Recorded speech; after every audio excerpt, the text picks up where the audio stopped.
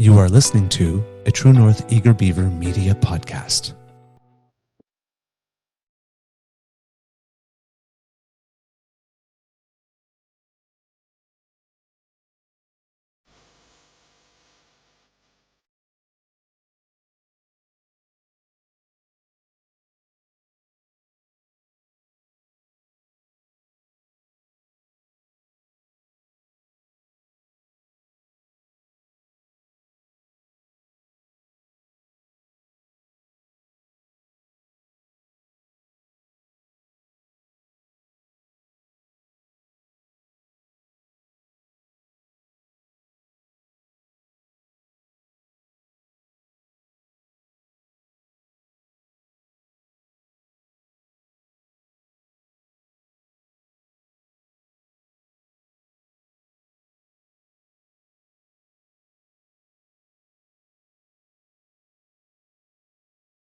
The True North Eager Beaver podcasts are proudly brought to you by our founding sponsors, the Miss V Mysteries from Corvid Moon Publishing, your source for science fiction, fantasy, and cozy mysteries featuring a broad diversity of characters.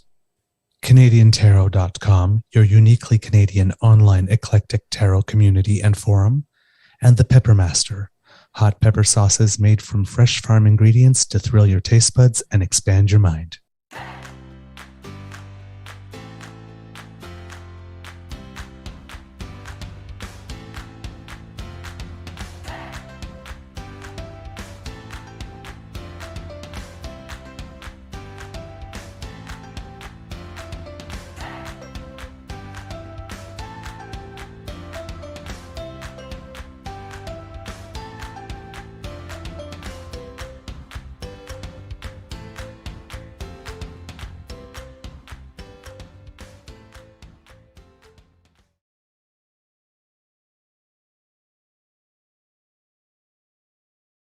Good morning and hello, kids.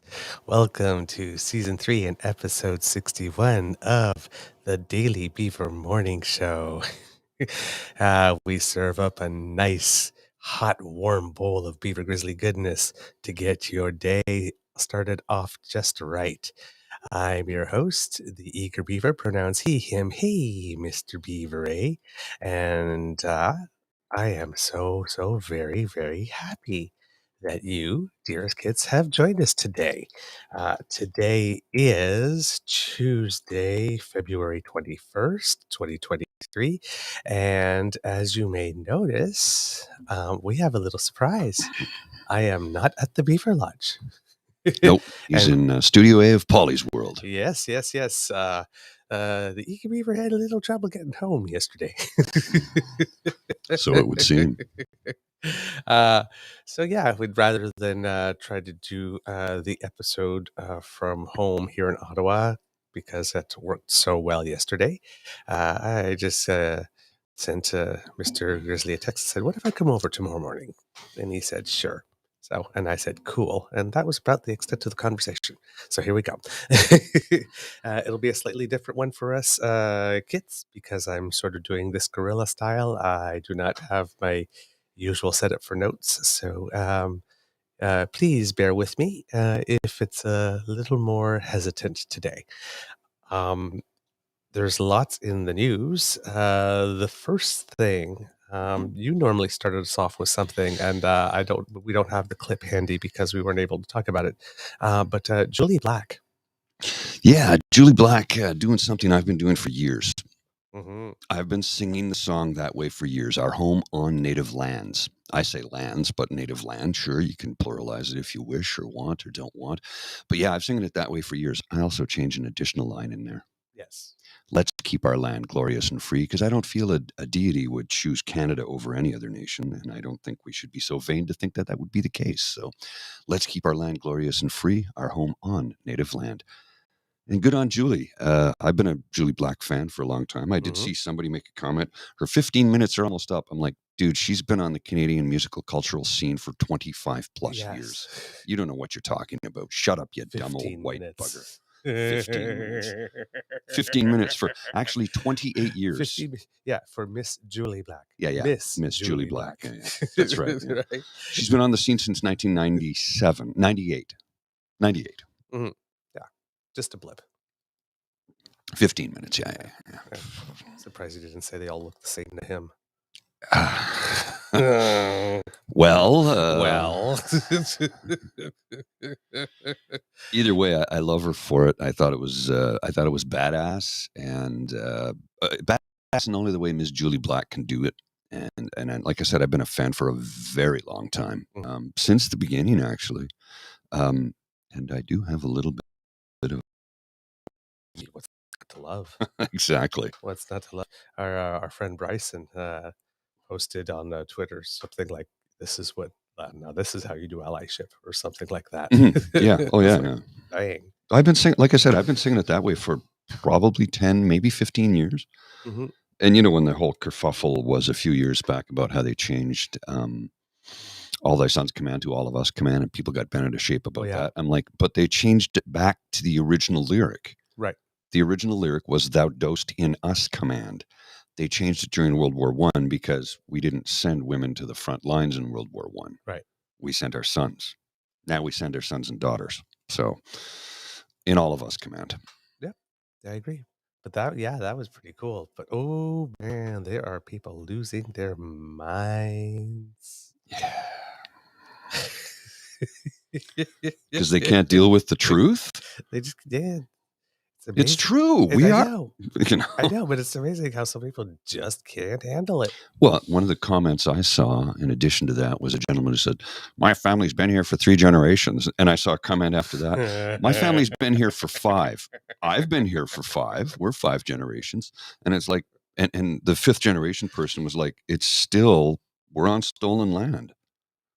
I don't own anything, right? I own nothing. I rent to live on this land. But it is stolen land, and it is native land, not ours." It's as simple as that. I mean, how many land acknowledgements do you hear on an almost daily basis?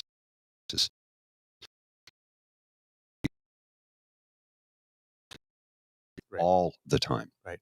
Every meeting I attend, they have a land acknowledgement at the very beginning of it. So, you know, it is what it is. Yep. I'm just you open up your Twitter one morning and then it's like, oh, okay, so that happened. And I've been having a good time. Watch because I'm a curling freak and the Scotties is on. So, go ladies. I guess there's been some really, really good games so far and some pretty cool shots. So I'm pretty excited about that. Do you have anything to start us off with, Mr. Grizzly? Well, yeah, I have a comment to make. Okay.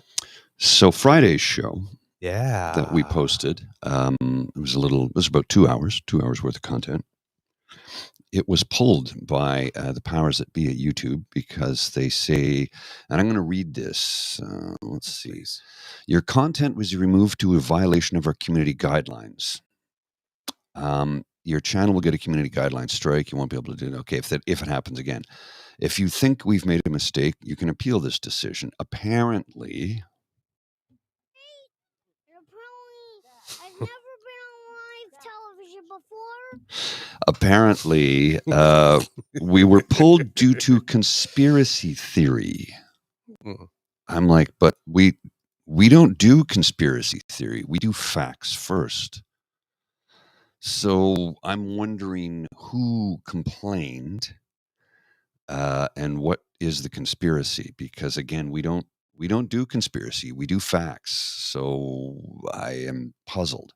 Yep, I am as well. So we will appeal it because I don't understand what they're talking about. So I'm to say when I woke up the first thing this morning and saw that was I got to click on the email. I'm like, what? Mm-hmm. What? Huh? This doesn't make any sense. We don't do conspiracy. No.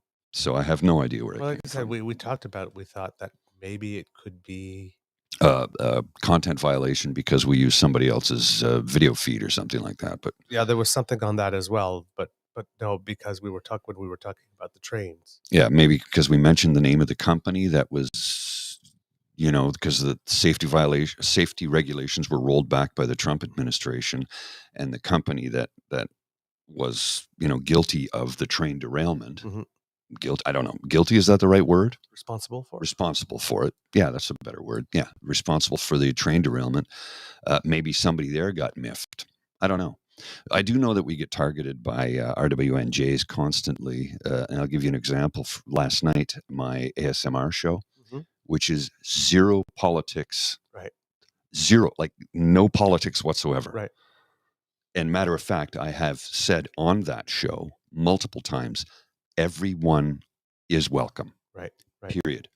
And I said, your religion, your politics do not matter. Here, this is a safe space where we can discuss mental health issues. Right. And everybody, no matter what your political strife or belief is, no matter what if you're a racist, raging racist, everybody has a mental health issue to deal with at Right. some point in their life. Right. So I'm trying to create a space where you can come in, we can have a chat, and we can try and get better together. And hopefully, if you can help somebody get over a mental health issue, maybe they can see the light and understand that hatred is not good. But I don't discuss politics on the show. Well, somebody decided that they should put me on a what was the name of the list? Trudeau. Hang on, I'll pull up the list here. It made me chuckle because I'm like, oh yeah, that's cute. Yeah, it's like Trudeau turd lickers or something like this. Yeah. And I immediately block them because what they don't seem to understand is that you can, see, I blocked it, so I don't even show up on it. Yeah. When you block somebody who puts you on a list, it pulls you off the list. You off the list. Yeah. You have to block them, unblock them, and block them again. Yeah, and then that's it. You're gone from the list. Yeah. Anyway, it was, I don't know, they're trying to say Trudeau turd lickers or something like this, and they were going on about how the show was not political at all. It's about mental health. Mm-hmm. So there's a lot of people out there just out to get you, period. I accept that fact. Whatever. Look, I figure it's a keyboard warrior with a very tiny wiener living in their mom's basement. That's the image that it conjures up in my head when somebody tries to harm you for doing good or trying to do good. Because that's all that program is about, is trying to help people who might be suffering from mental health issues. Right. That's it. Right. There's no politics, no religion, no conspiracy. None of that is discussed. It is literally, if you're having a mental health issue, let's review it. Let's see how we can get through it. Yeah. So, yeah, people are just going to go out to get you because they obviously have a mental health challenge, because if you hunt somebody down and try and bring harm to them for trying to do good to help literally the person who's harming you. Anyway. Yeah. Well, with our episode, when we were talking, the only thing that we could think of that could have been remotely conspiratorial sounding is when we were talking about, cutting regulations as being, cutting consumer protections, and that people made decisions specifically. Yes. Right. And that was what was done. But even if that's not it's not conspiracy, it's a fact. And the concept of being counters does, like I said, the concept of lobbying for still yet more cuts to sometimes where a point where something will be dangerous for the public is like, just how much further can we push it? Right. It's risk calculation. So yeah, not exactly sure exactly what it is, but yes, we'll find out. Yeah. So shall we get started? Yes, by all means. All right. The Rouleau report came out on Friday, and it took me everything not to talk about it on Saturday's podcast. And then I wanted to talk about it yesterday, and couldn't. And so I was in my kitchen on Friday, getting ready to come to town, waiting for my ride. And Mr. Rouleau started speaking. Well, actually, he hadn't started speaking. The reporters came out of embargo. They were in a lockup. That's right. And we got, okay, Mr. Bill Blair, tabled the report. What does it say? And then see the person. I wish I could remember her name now. ABC News, the 24 Hours channel, and she's Newsworld. Newsworld, and she starts going through the. See, I'm thinking in French right now. Les grandes lignes. I was going to say the large lines, Okay. the highlights of the report. And as she's going through the highlights of the report, I'm thinking, "Holy crap! Mhm. I nailed it." Yeah. Oh, yeah. Yeah. Based on what I said Friday. Oh, yeah. Yeah. Holy crap! Did I ever nail it? I didn't have the part about what the words that he had for the protesters. Mhm. You know, that you can, but not like that. Essentially, what we were saying. Oh, yes. Yeah. all from the get go. It's like, yeah, you can protest, but not like that. And there was something else that I didn't mention that he had, and I can't remember it off the top of my head. But he did mention some stuff. I mean, most of the recommendations were on policing. I thought, I mean, when it came to talking about Doug Ford, he certainly. Oh, yeah. I He thought did that not. there might be something maybe sideways or diplomatically, but No, he tore right into him, and justifiably so. boy. I'm kind of sad that there was no tearing into the Conservatives. Yeah, I'm kind of surprised at that too. And then, of course, we saw Skippy get all bent out of shape when they asked him a question. Yeah, we'll get to that. So, and then there was just all the things, right? About, yeah, I think he was calling it a series of cascading events. I called it a perfect storm of events. So he came out with his report, and it has 56 recommendations. And the report is actually out in 5 different volumes. And there are volumes for various things. There's the executive summary. The executive summary alone is 300 pages. Yeah, there's a lot. There's a lot to digest. There's a lot in there. And there's one volume dedicated to the 8,800 submissions that it received from the public, boiling that down. In the document, then there's other things, some legal stuff and things like that, and everything, description of how the commission went down and all of that kind of stuff. But yeah, the report was kind of good. And okay, I'm going to the cell phone right now where I have some notes taken down, and hopefully they will come up as I had hoped. Not working. Technology, isn't it great, why folks? Would it? Oh man, I love my life. So he really, how would I put it?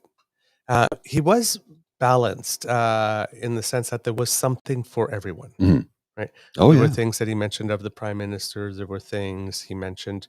He basically said that the decision that he had made was something that other people could see differently. Um, I thought he was kind there. Oh, I thought so too. Because I thought he was being very kind, and he didn't need to be, but he was. He could have extending a bit of an olive branch there. He could have tore into them, and he didn't. Yeah, because I mean, there really was no way or reason to that. And the prime minister, mentioning, him talking about that group, and he does, like, while he's saying he's putting that out there, he actually did say, while that was misinterpreted, right, by many people and taken out of context, you shouldn't have said that, right? Which, okay, it's sort of like Hillary Clinton's basket of deplorables, but it's probably not helpful. Right? Is it true? Is it kind? Is it helpful or useful? Probably not helpful or useful. So, but that's about all, really, that he had for the government. And he was even not as hard on Chief Slowly and the things as maybe he should have been. Yeah. Well, he did point out the fact that there was stuff going on in the department that seemed to be against him and resistant to him. That was I have some was there inside before. information on that, actually, but I can't disclose it. But let's just say he's not off the mark. Yeah. Yeah, I have inside info, There's stuff but I that was cannot there disclose before. it. Yeah. And then this just became an opportunity for it. And then there's stuff about, the national intelligence, the thing I pointed out specifically in Mr. Slowly's testimony about there not being some coordination on intelligence. And he mentioned that too specifically. So that was kind of interesting. So here I have in my notes, this was my hot take at the time. That which the Rouleau report states happened is polar opposite of what Skippy said at the time was happening. It confirms the protest was unlawful, and this to the point, due in great part to a perfect storm of inexcusable institutional failures, of justifying the Emergencies Act. That is now a quasi-judicial finding that'll be allowable in court.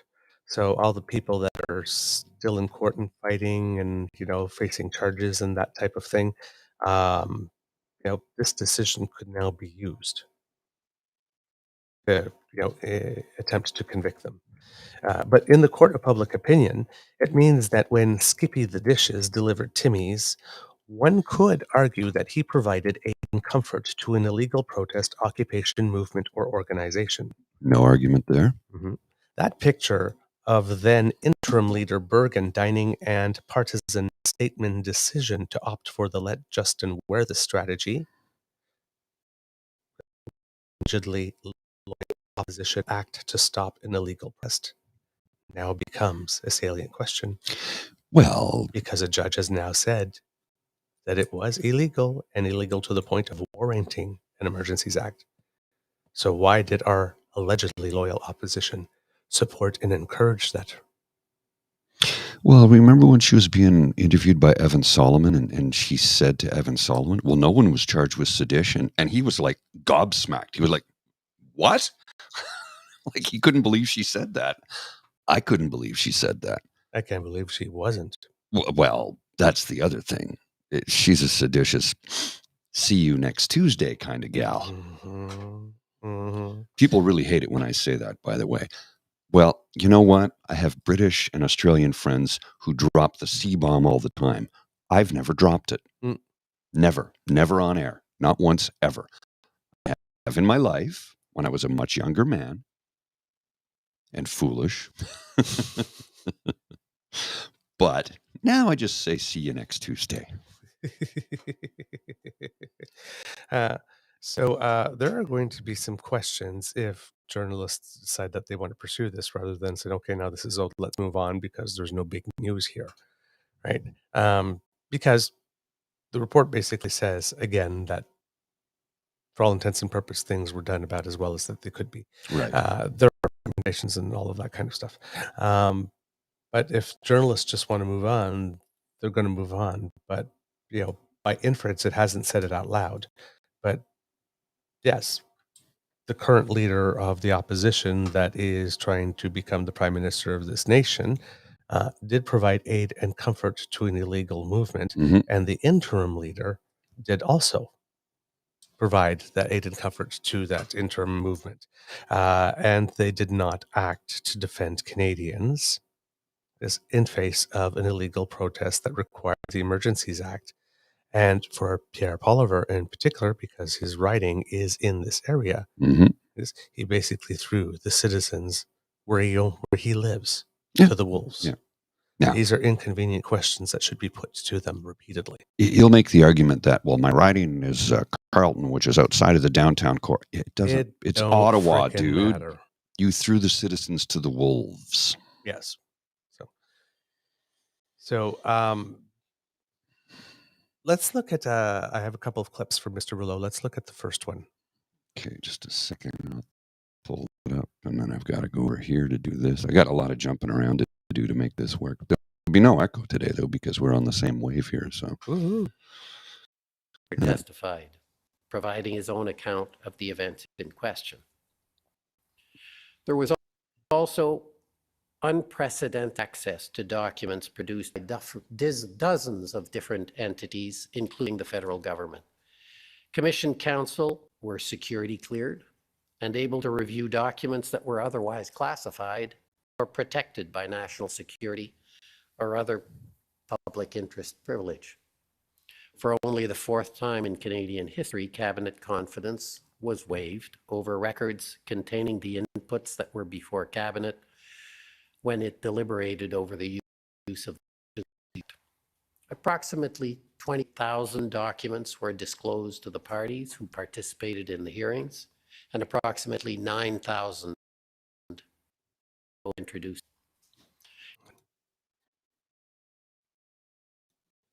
So, of access, like he's saying, is unprecedented. So that cuts off at the pass any pretense from anybody that there was any type of secrecy. And with regard to the decision-making documents, the ones that were protected under attorney-client privilege, that Mr. Lametti said he would not talk about in public. When the justice was talking about those ones specifically, he did say that he was able to arrive at a conclusion without them because he had all these types of access. One of his recommendations is that this access be written into the law itself for these documents, for the thing, because it was absolutely. Yeah. It was granted because this government was that it was on the right side of things and was sure that it hadn't exceeded powers. By the way, manner they did apply the Emergencies Act, as the Prime Minister keeps on saying, it was time limited, and the measures were indeed constitutional, and they were applied with as much delicatesse as possible. The government had an interest in creating G20 style visuals that this movement or these type of organization could then milk for months and fundraise off of and help cast themselves as victims. So there were some very strategic decisions made in the application, but he was so sure that he was on the right side that he agreed that he would testify and have his ministers testify and give that access.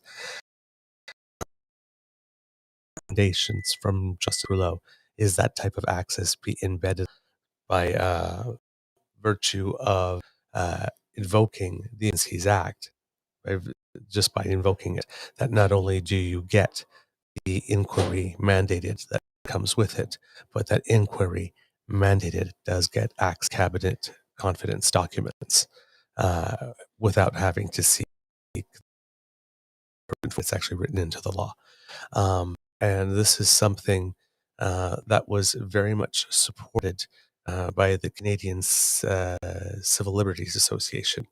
Well, we might have that in a clip later for you because there's lots going on here. I don't know if do you happen to have it? Which one? The one from the Canadian Civil Liberties Association? No, I don't. Oh, okay. No worries.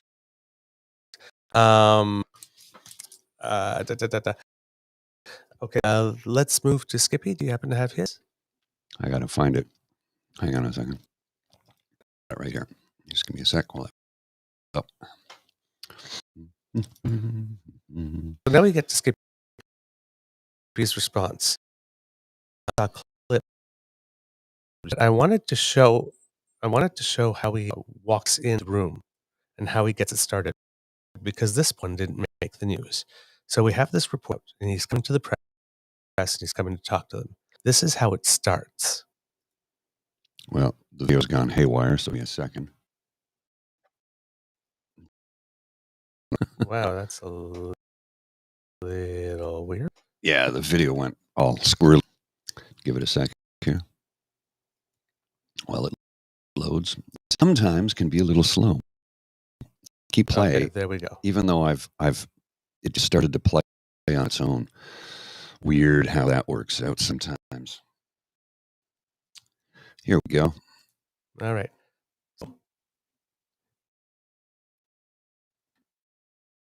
He walks Bonjour tout le monde, merci d'être venu. 8 ans de Justin Trudeau. 1 sur 4 Canadiens manque des repas.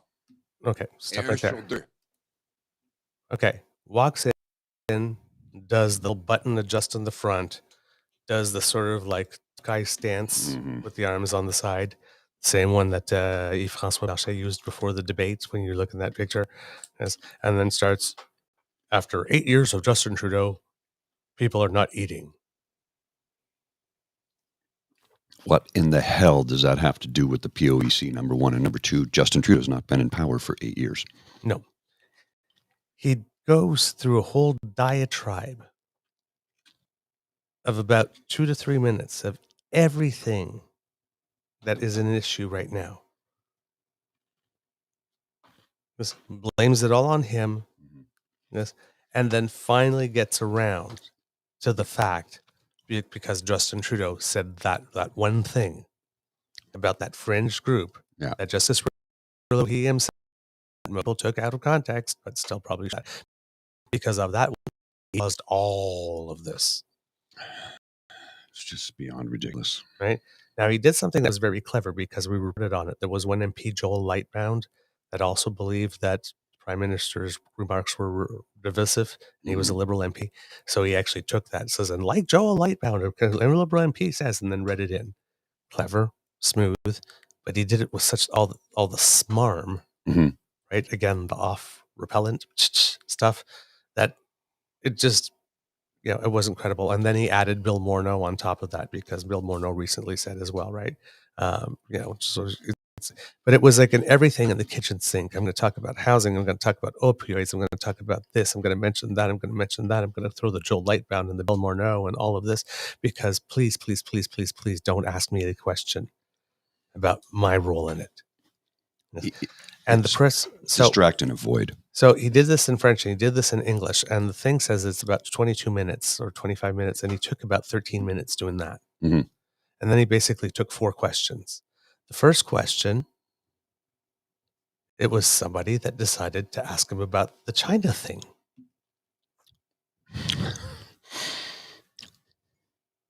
So the journalists are there for that. And the first one clearly was one that was friendly to him, decides not to ask him about that one. The second journalist asks him about it. And then you get the one where he goes off about the CBC. Well, and here's the best part. The reporter who asked him that question, the journalist who asked him, is an independent journalist, doesn't work for the CBC. He went on a diatribe. Look at the camera. Look at the camera. You got to look at the kids. I'm looking at you. Ignore me. Look at the camera. It's the folks online that want to see you. He goes on a diatribe about how Justin Trudeau in power for 8 years and people are starving. It's like you didn't answer a single question. He is incapable of leadership. He is incapable of answering a question. He is so thin-skinned that if you point the finger of accusation at him for something he actually did, he loses his mind and points the finger of blame at everybody else. He is incapable of accepting responsibility for his own actions. He is the most thin-skinned politician I've ever seen in Canadian politics, ever. Yep. I mean, there's no question how much I despise the man, but he just took it to a new level. It's like, dude, you were asked a simple question and you couldn't answer it. You refused to answer it. Instead, you deflected and blamed everything in the last 8 years of Trudeau. He's not been in power for 8 years. Well, not only that, but at the time of the protest, the time of the protest, he wasn't even in power 7. He's closer to 7 than 8 currently. So a year ago, at the time of the process, after 8 years of Justin Trudeau, 1 year ago. He's trying the Trump populism thing, and he does have some people who swallow it hook, line, and sinker. Hopefully we can reach out across the aisle to those folks and say, hey, he's lying to you daily. And every time he gets called out on his lies or his deflection or his absolute bovine fecal matter, he immediately blames the CBC. Yeah, but this is now the second time he's done this on a big, big day, right? The David Akin thing. This act is going to get old, especially if he's got another 2 more years. It's old already. Yeah. And now, as we mentioned, often we talk about the battle of tone and countertone. So while Skippy gets asked one question, and of the 4 questions, then the 4th one was from the Western Standard, of course. So that was a gimme.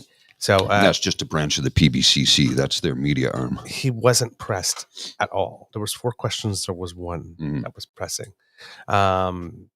So whatever journalists came to cover him didn't cover this story or his role in it. Of course not. So yeah, he's got that whole thing where he goes off on the CBC, and like I said, if you actually watch the whole thing, it even looks terrible. Well, even Andrew Scheer jumped in. Oh, the CBC. So I immediately responded to Andrew Scheer with, "Is the CBC in the room with you now?" Andrew, he can't answer a simple question and has to blame Justin Trudeau for everything that's bad in the world. He cannot. He refuses to answer a question. He's a failure just like you. Yeah. And all this talk as if like they would somehow have done better for us. It's like, no, they won't, right? Like the healthcare thing. It's like, oh, Justin Trudeau broke the bank, so now he doesn't have the money to have healthcare. It's like healthcare is a big social program, big costly bloated social program that you said you didn't believe in. So it's like, why are you complaining? It's not like you would have put money in it even if you had it. We got to design a logo, and we'll let's design a logo. If DeCosta's watching or Pete, maybe Pete can help us design a logo where his name, Pierre Poliver, we put it Pierre and then Poliver, and the P's are flip flops because the guy flip flops so much. Oh man, I tell you. But in the battle of tone versus countertone, so while you have him walking up to the mic and lifting his head up and doing his smarmy thing, the prime minister was asked specifically in his presser if he had regretted saying those words, and he showed humility. Yeah, he did. Yeah.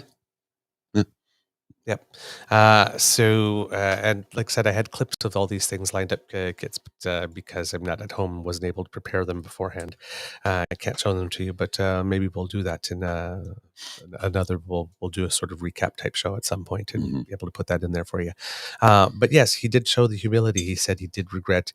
He did make the point. He did take the time to make the point that yes, there is a specific group, and that he is talking about that. But yes, he probably should have had considered that not everybody there at that moment was there. And again, the prime minister is being very generous because the people that were still there at the time that he had to invoke the Emergencies Act, because while it may be possible that there were some there that were there for valid, legitimate, honest reasons or whatever, they still did not know better than to leave after the Confederate flags and the swastikas showed up. Yeah. And after there was an injunction, and after they had received warnings. Multiple and after warnings. They had... So, well, it's also... Again, but you know what? It's that thing, right? Like in a relationship, sometimes you take responsibility for a little more than it was just yours in order to try to smooth things over. So let's also remember he's being the bigger man here. Let's also remember, though, how many Conservatives took part in the Public Order Emergency Commission? Donuts. Gros zéro. Nobody, not a single one. That surprises me. The Prime Minister took part in this. No, not a single Conservative. Matter of fact, Doug Ford, who was subpoenaed, used parliamentary powers to not show up. Privileges, yeah. Parliamentary privileges, thank you. To not show up and testify. Well, guess what, Doug? You don't show up to defend yourself. We get to paint you with the brush of conspiracy. Charged in absentia, as you can say. Yeah. But the thing, and I mean, I get it. We talked about it on the show. I get it. Was, an inquiry into the decision, and the decision was made by the government. So therefore, only the government, right, members of the government are being called to testify. But considering that the Conservatives had a stated strategy, outright stated strategy of let the Prime Minister wear it, let's not do anything. That's not a secret. We know this. And we're seeing cavorting and providing it. I'm very, very surprised that not one of them was called to testify at all. Yeah. Why wasn't Candice Bergen there? She should have been. Yeah. And she was the one who wrote the email. And, well, I mean, they're not mentioned. I mean, maybe they are. I didn't read all of it like this, but none of them come out in the highlights. It should be there. She was the one who wrote an email, said, let's make this the Prime Minister's problem. Oh, what a good Canadian who wants to hold the country together during a time of crisis. Seditionist a little bit, maybe, you think? I don't care who gets hurt so long as I get mine. Basically is what it boils down to. Terrible. Yep. Citizens, what it basically boils down is that citizens were taken hostage and there was one party that did not care. And not only did they not care, they tried to gain advantage from it. Financial, in terms of fundraising, and political. They were willing to sacrifice the country. They were willing to sacrifice the residents of Ottawa, hoping that, there would be enough arrows that would land into the Prime Minister that he would bleed out. They don't care. They want power at any cost. They will harm anyone who gets in their way. They will use anyone to their advantage. And when they're done with them, they will toss you aside. We've already seen Skippy do that with his Diagolon buddies that he marched with last summer. Yep. The moment they said something that he disagreed with, he tossed them all aside and he had one of them arrested. And you'll notice that in his whole presser, because we didn't play it, but in his whole presser, he did not say one word about them. No. In support, in praise, nothing. No, they don't exist. He used them for what he needed them for, and now he's tossed them aside, and they no longer exist to him. Mm-hmm. Just like I've said from time and time again, the city of Ottawa was abandoned by Doug Ford because Centertown, which was the one under occupation where I live, is mostly working class and poor. And we don't vote Conservative. Consecutively, we've elected as MPs or MPPs either Liberal or NDP. I cannot tell you the last time Conservative won in this riding either federally or provincially. Mm-hmm. Not in the last 50 years. Yep. We don't vote Conservative in this riding. And again, we're working class and poor. So he didn't give a shit. Didn't care one bit. Threw us to the wolves and let us fend for ourselves. And it came out in the wash. We all know about it. Yep. Justice Rouleau pinpointed him, pointed out his dereliction of duty. Yep. Disgusting. Now, will there be And a somehow that consequence? guy got reelected. Yeah. Yeah.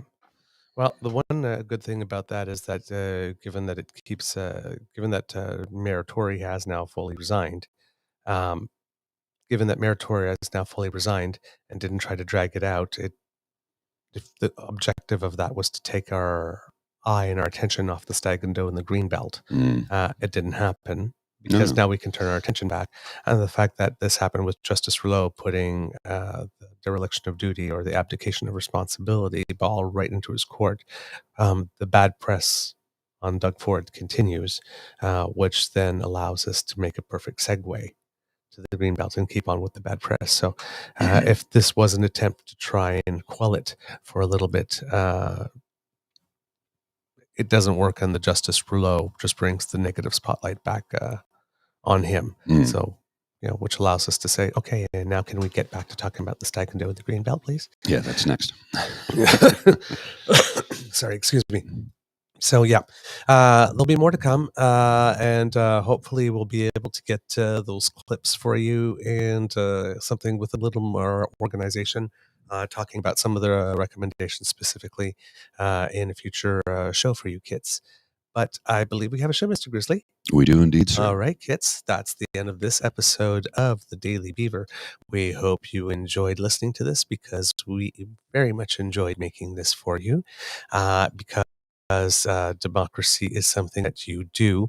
If you have the moment and if you have the ability, please support our brothers and sisters in Syria and in Turkey, affected by the earthquake. And not only the earthquake, but they got hit with two more yesterday, a 6.4, and then followed with another 5.8. There are over 47,000 people who have lost their lives, over 40,000 in Turkey, over 6,000 in Syria. There are at least 1 million homeless. It's a big deal. It's a big deal. So if you can help, please do. It would be appreciated.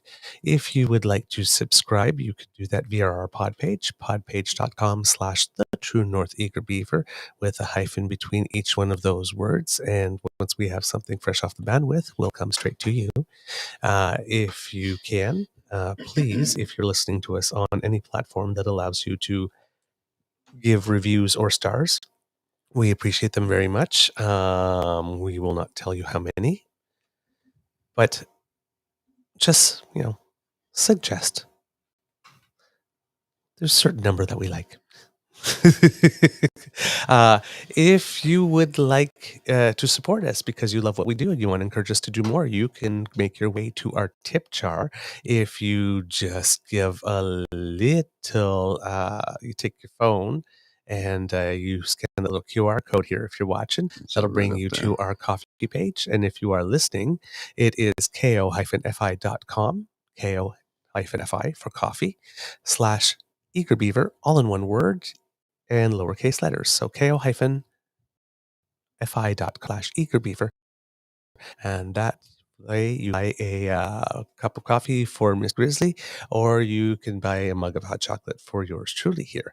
And of course, if you like value for money, we have that cool, crisp, fresh Eager Beaver merch that you love and want. We have Miss Grizzly Civics tees and Eager Beaver tees in different designs, sizes small to 3XL, something for literally everybody. So show the world that you are an informed and engaged citizen and increase your romantic energy by 18.4% because February's not over. There's still time for love. All right, Mr. Grizzly, do you happen to have any words of wisdom for the kids? Winter's not over, so don't put away all your winter clothes yet.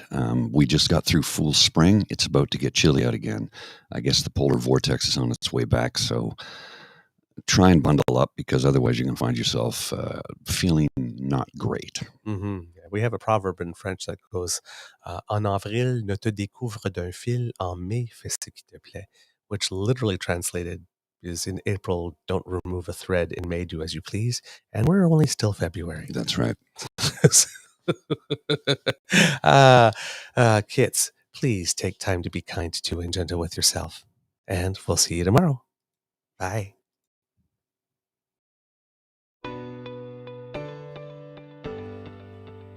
You are listening to a True North Eager Beaver Media Podcast.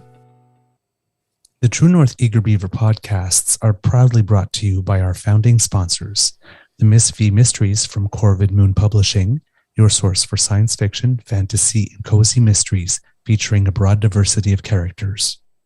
CanadianTarot.com, your uniquely Canadian online eclectic tarot community and forum, and The Peppermaster, hot pepper sauces made from fresh farm ingredients to thrill your taste buds and expand your mind.